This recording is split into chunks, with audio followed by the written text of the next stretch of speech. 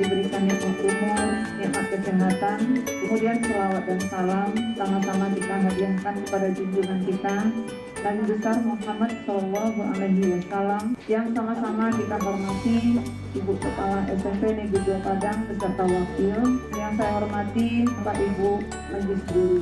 Topik yang akan menjadi kewajiban kami sebagai calon guru penggerak yaitu yang pertama filosofis pendidikan Bapak Ki Hadi tentang sistem pendidikan nasional, pahlawan nasional yang bergerak di bidang pendidikan. Dia terlahir dengan nama Suryadi Nugras tanggal 2 Mei 1989. Dilahirkan dan dibesarkan di Keraton Paku Alam di Yogyakarta. Bersekolah di Sofia, menjadi wartawan di sebuah surat kabar yang bernama Sumber Media dan Kaum Muda. Bapak Ki Hajar Dewantara itu muda telah melakukan perlawanan terhadap pemerintah Hindia Belanda bersama temannya Desdeker dan Cipto Mangunkusumo. Beliau mendirikan Indes Party pada tahun 1912. Kritikan terhadap pemerintah Belanda, caranya seandainya aku seorang Belanda, dengan kritikan tersebut beliau dipenjara dan diasingkan di Pulau Bangka.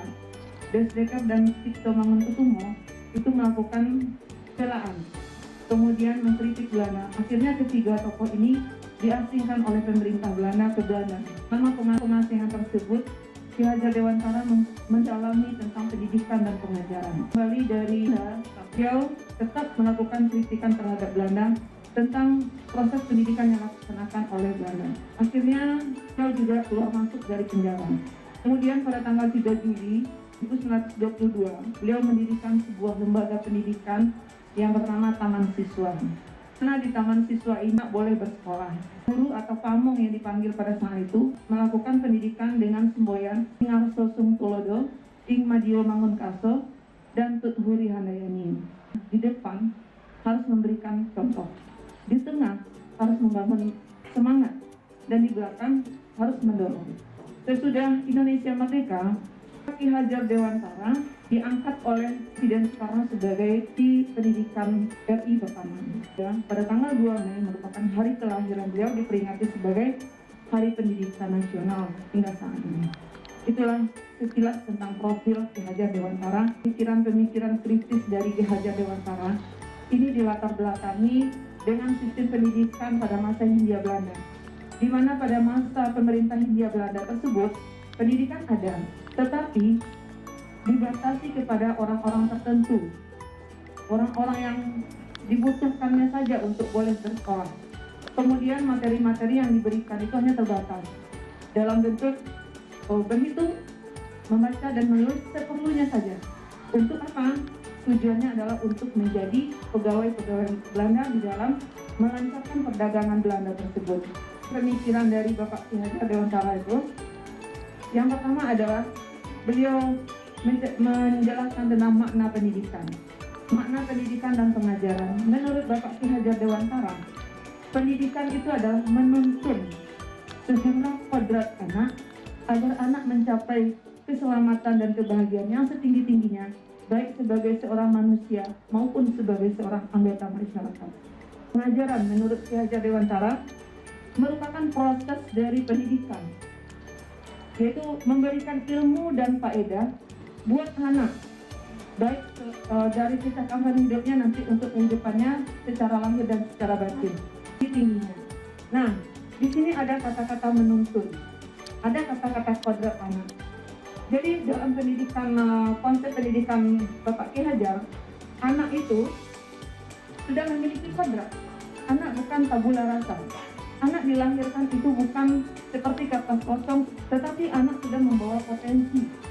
Nah, beragam potensi dari masing-masing anak itu. Nah, tugas guru nanti menuntun, bukan merubah kodrat anak. Kita tidak bisa merubah kodrat anak, dan kita hanya memperjelas kodrat anak melalui tuntunan-tuntunan yang kita berikan. Bagaimana peran guru di dalam menuntun kodrat anak tersebut? Diibaratkan kita sebagai seorang petani. Petani mengambil sebuah bibit atau biji jagung. Petani tidak bisa merubah bibit jagung menjadi bibit padi, karena dia tidak punya kewenangan untuk merubah kodrat itu. Tetapi petani bisa menumbuhkan biji jagung jagung yang subur. Petani harus memperbaiki lahannya terlebih dahulu, seperti menguburkan tanahnya, kemudian sesudah bertunas lalu diberikan nanti pupuk, dikasih pestisida untuk menyiram dan membasmi hama tanaman seperti jamur, ulat dan segala macam, agar tumbuh tanaman ini menjadi bagus dan berkembang. Begitu juga lah peran pendidik katanya. Seorang pendidik, tahan untuk pendidikan ini adalah sekolah. Harus dibenahi terlebih dahulu. Bagaimana cara membenahinya? Kalau petani adalah mengemburkannya, maka sekolah adalah menciptakan budaya-budaya. Memberikan tuntunan tersebut, kita juga sebagai seorang guru, menurut Bapak Ki Hade, kita harus melakukan perubahan. Apa perubahan? Kalau seorang petani tadi melakukan perubahan, mungkin di waktu petani itu di zaman dulu menggemburkan tanahnya dengan mencangkul, tetapi zaman berubah semakin maju, maka orang sekarang menggemburkan tanah dengan mesin. Begitu juga dengan dunia pendidikan bagi seorang guru. Guru juga harus mampu melakukan perubahan-perubahan di dalam dunia pendidikan, di dalam menuntun anak agar anak bisa berkembang kodratnya semaksimal mungkin. Apa perubahan-perubahan yang harus dilakukan? Berdasarkan kodrat keadaan. Kodrat keadaan itu ada dua. Yang pertama kodrat alam dan kodrat zaman. Apa yang dimaksud dengan kodrat alam?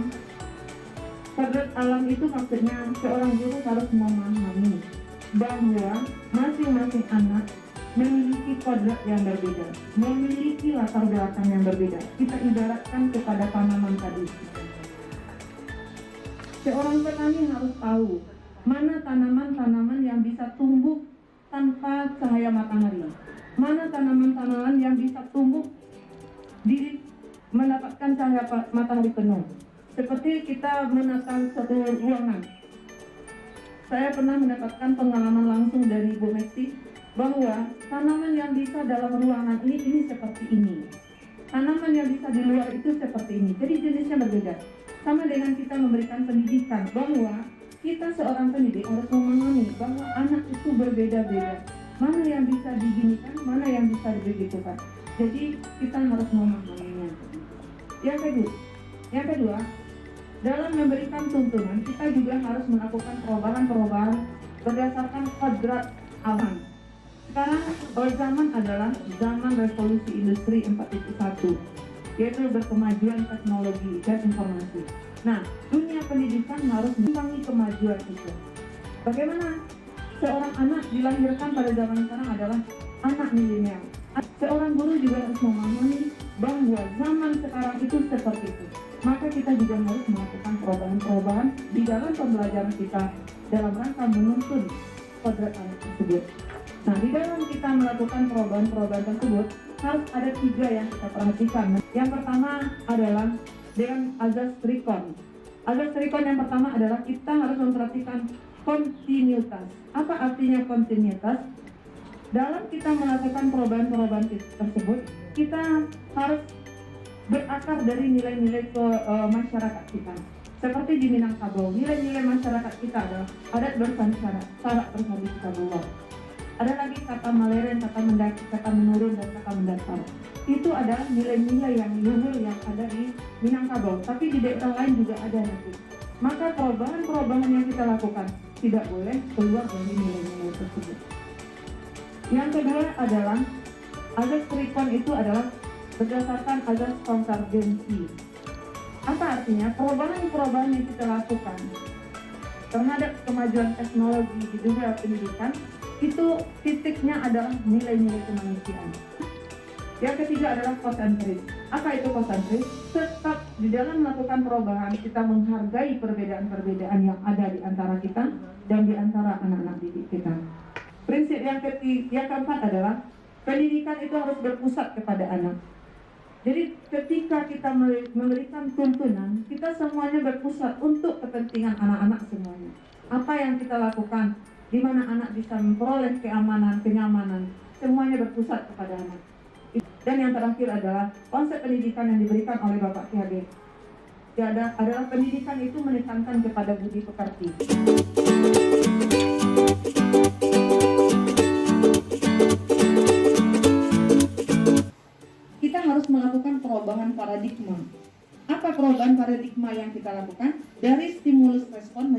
teori kontrol.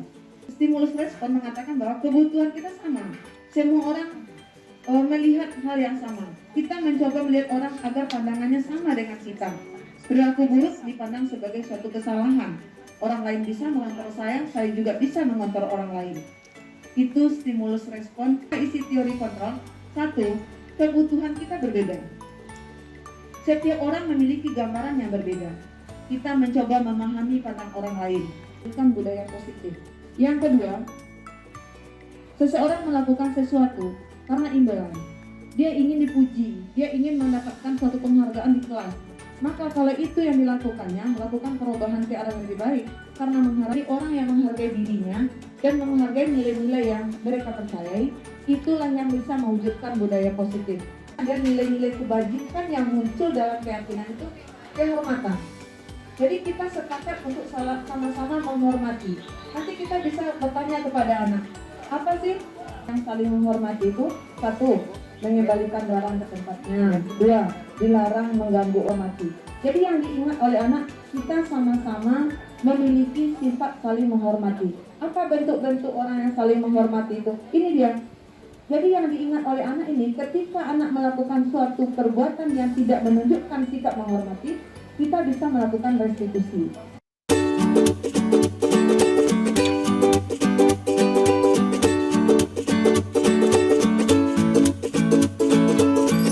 Kan budaya positif itu kita harus memahami 3 di dalam menyelesaikan kasus anak.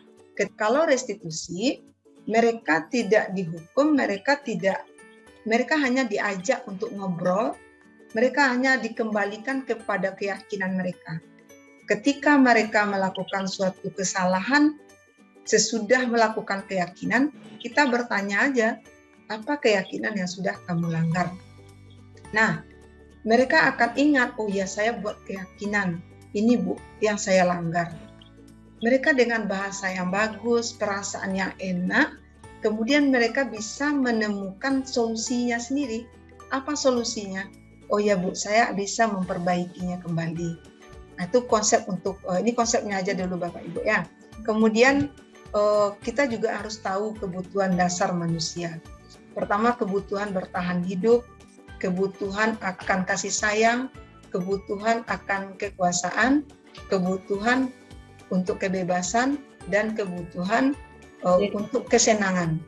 Jadi kita harus memposisikan posisi kita sebagai guru dalam menyelesaikan kasus ketika anak melakukan kesalahan atau melakukan pelanggaran terhadap keyakinan kelas. Kita sebagai penghukum atau sebagai pembuat orang merasa bersalah, atau sebagai teman, atau sebagai pemantau, atau sebagai manajer. Restitusi itu sebetulnya kan proses menciptakan kondisi untuk memperbaiki kesalahan sehingga mereka bisa kembali kepada kelompoknya. Kelompoknya maksudnya mereka bisa kembali kepada keyakinan kelas yang sudah mereka lakukan. Kemudian apa langkah-langkah dari restitusi itu? Ada 3. Kita stabilkan identitasnya. Bagaimana cara menstabilkan identitas itu? Kita berdialog sama dia. Ketika dia melakukan suatu kesalahan, kita bilang seperti itu. Tidak masalah. Setiap orang pasti pernah berbuat salah. Bapak juga atau ibu juga pernah berbuat salah. Jadi akan kita melakukan validasi tindakan yang salah. Apa tindakan mereka yang sudah mereka lakukan? Lalu kita beranjak kepada menanyakan keyakinan. Apa kira-kira yang bisa kamu lakukan untuk memperbaiki ini? Nah, dia nanti akan mencari solusi dari kesalahan yang mereka lakukan. Mereka menemukan, oh ya Bu, harusnya saya begini. Ke depan saya akan membaca lagi keyakinan kelas. Ke depannya saya akan begini. Jadi dia sendiri yang akan mewujudkan perbaikan dalam dirinya. Inilah yang disebut dengan disiplin positif itu. Disiplin yang berasal dari dalam diri anak, dan itu akan menimbulkan budaya positif. Karena apa? Karena guru dengan siswa menang-menang, senang-senang. Nah, jadi siswa senang, kita senang. Itulah wujud dari budaya positif. Terima kasih Bu Kusniti. Ya. Kemarin waktu kita sosialisasi dengan kawan-kawan di sekolah, ada dua contoh yang Ibu berikan kemarin. Ya. Yang pertama yaitu masalah anak yang terlambat datang ke sekolah. Ya. Itu ada hukumannya jongkok kalau nggak salah. Iya, Jalan iya. jongkok kalau nggak salah. Iya, iya. Yang kedua, di dalam kelas anak tidak membuat PR atau tugas. Iya.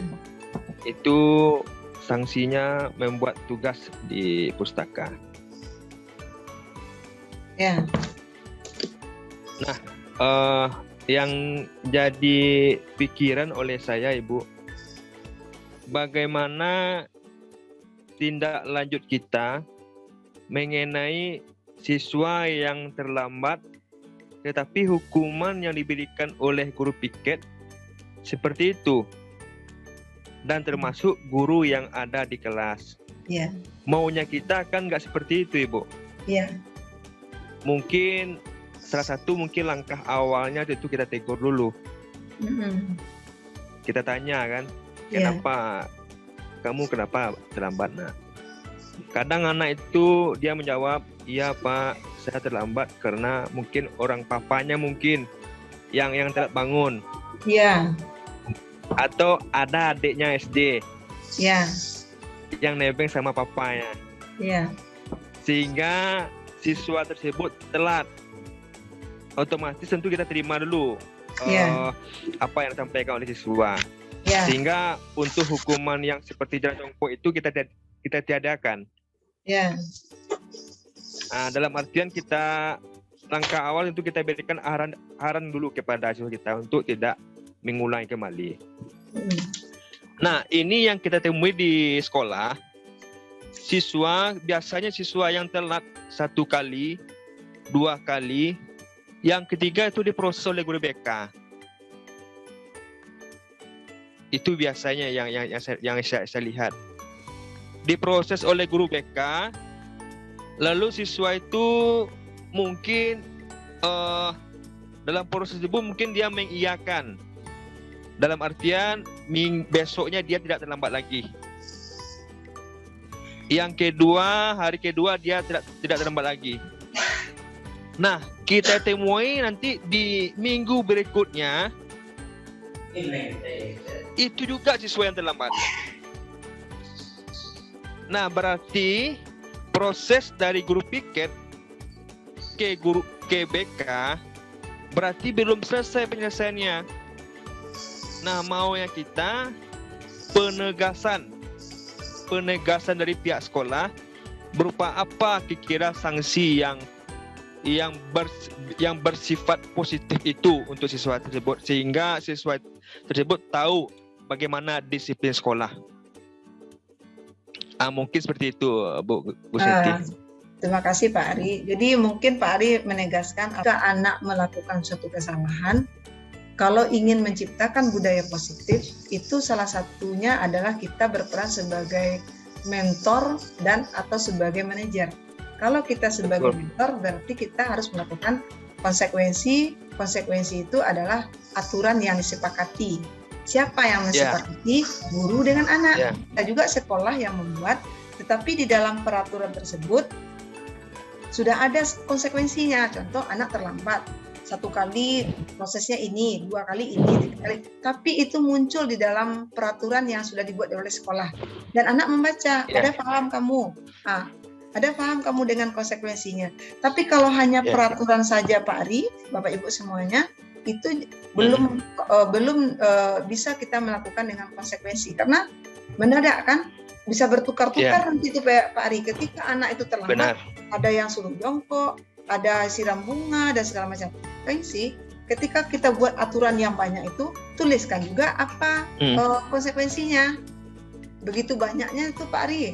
Nah, itu titik lemahnya di sana. Tapi kalau kita larikan ke keyakinan keras, itu kita bisa merangkum dalam jumlah yang sedikit. Keyakinan kelas inilah yang bisa nanti mewujudkan budaya positif itu Pak Ari. Jadi kalau kita di sekolah sebaiknya kita membuat keyakinan kelas. Kita robah dari kesepakatan peraturan menjadi kesepakatan keyakinan. Nah, jadilah dia keyakinan kelas. Tapi proses pembuatan keyakinan kelas itu berasal dari peraturan Pak Ari. Jadi Pak Ari sekarang sudah buat peraturan nih kan, sudah disepakati oleh anak sudah tahu konsekuensinya. Nah, naik kita ke level berikutnya. Apa level berikutnya? Yaitu keyakinan. Itu dalam proses pembuatan keyakinan anak dilibatkan, Pak Ari. Umpamanya sekarang sudah ada peraturan sekolah kita kan, tidak begini, tidak begini. Nah, sekarang kita awali dulu dari anak. Ini kita udah masuk kepada pembuatan keyakinan kelas. Kita ajak anak untuk memberikan kontribusi. Sekarang kita buat yuk aturan di sekolah kita, aturan di kelas kita. Masing-masing guru wali kelas buat aturan kelas dulu. Nanti baru dari masing-masing kelas merangkum ke seluruh kelas, jadilah dia keyakinan sekolah. Nah, masing-masing wali kelas berdiri di depan di awal semester. Anak-anak semuanya kita akan membuat keyakinan kelas. Tetapi kita awali langkah pertamanya adalah buat kesepakatan dulu. Kesepakatan kelas, apa yang kita sepakati di kelas kita. Maka seorang guru nanti mungkin wali kelas mempersiapkan kertas kecil seperti ini. Bagikan ke anak, apa kira-kira aturan kelas kita. Masing-masing kamu buat ya, nah itu udah dibuatnya. Tidak boleh seperti ini, harus kamu memindahkan. Yang ke langkah kedua nih, suruh mereka memindahkan dari kalimat negatif kepada kalimat positif. Contoh, tidak boleh datang terlambat. Nah, suruh rubah sama dia, karena ini adalah budaya positif, maka kalimat harus positif. Dari kalimat negatif, tidak boleh datang terlambat, apa kira-kiranya? Aturannya dia nggak boleh datang terlambat, tapi kalimatnya harus positif. Datang 15 menit sebelum bel berbunyi. Nah, kemudian nanti dikelompokkan Pak Ari. Kita tunjukkan kepada mereka nilai-nilai kebajikan. Menghormati, yang mengarah kepada visi sekolah kita. Contoh visi sekolah kita apa Pak Ari ya? Menjadikan anak berkarakter, ya kan Pak Ari? Nah, karakter apa yang akan kita ambil di sini? Mungkin menghormati, menjaga kebersihan sekolah, kan kita berwawasan lingkungan juga kan visi kita. Nah, kita ambil keamanan, kebersihan. Cukup 3. Dia kalau keyakinan kelas itu minimal 3, maksimal 7 Pak Ari. Nah, jadi dari aturan yang dibuat oleh anak tadi kita kelompokkan mana yang masuknya kepada sikap menghormati, mana yang masuknya sikap keamanan, mana yang masuknya kepada sikap belajar. Nah, kemudian ayo kita tanda tangani oleh mereka, kemudian pajang di kelas. Dan di mana-mana dia mudah dijangkau oleh anak. Jadi terpajang di sekeliling kelas Pak Ari. Jadi itu yang membuat keyakinan kelas yang. Nah, ketika anak melakukan suatu ketidakhormatan, kita bisa restitusi. Kita panggil dia, nanti kamu habis belajar temu ibu di kantor ya. Ya. Nah, tadi kamu kira-kira apa yang kamu lakukan dalam belajar? Oh iya Bu, tadi saya berkata tidak sopan. Apa keyakinan apa yang sudah kamu langgar itu? Ini Bu. Apa menyebabkan itu seperti apa? Apa akibatnya? Nah, apa kira solusi yang bisa kamu perbaiki? Tidak ada yang disakiti, kita senang, anak senang menjawab. Bisa kamu memperbaikinya? Bisa Bu. Itu yang disebut dengan keyakinan kelas.